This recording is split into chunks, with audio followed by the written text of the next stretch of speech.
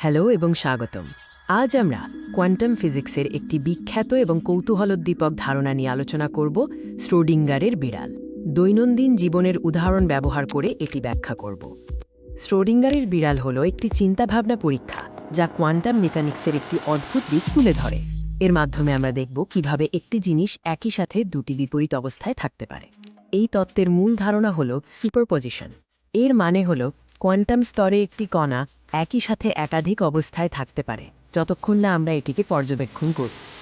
এই পরীক্ষায় একটি বদ্ধ বাক্সের মধ্যে একটি বিড়াল, তেজস্ক্রিয় পদার্থ, একটি গেইগার কাউন্টার এবং বিষের একটি শিশি থাকে। তেজস্ক্রিয় কণা ক্ষয় হলে বিষ নির্গত হবে। কোয়ান্টাম নিয়মে তেজস্ক্রিয় কণা ক্ষয় হয়েছে এবং হয়নি, এই দুটি অবস্থাতেই থাকে।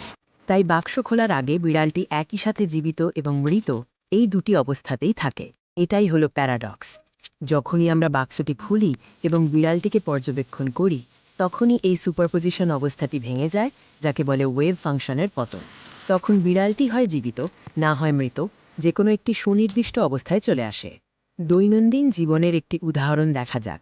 একটি গুরুত্বপূর্ণ চিঠি সহ একটি খাম।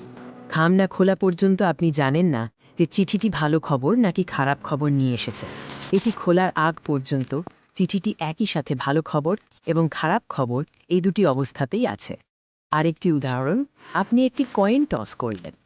যতক্ষণ না কয়েনটি মাটিতে পড়ছে এবং আপনি দেখছেন, ততক্ষণ এটি হেড এবং টেইল এই দুটি সম্ভাবনার সুপারপজিশনে থাকে। দেখার সাথে সাথেই অবস্থাটি নির্দিষ্ট হয়ে যায়। ধরুন, আপনি আপনার গন্তব্যে পৌঁছানোর জন্য দুটি ভিন্ন রাস্তা বিবেচনা করছেন।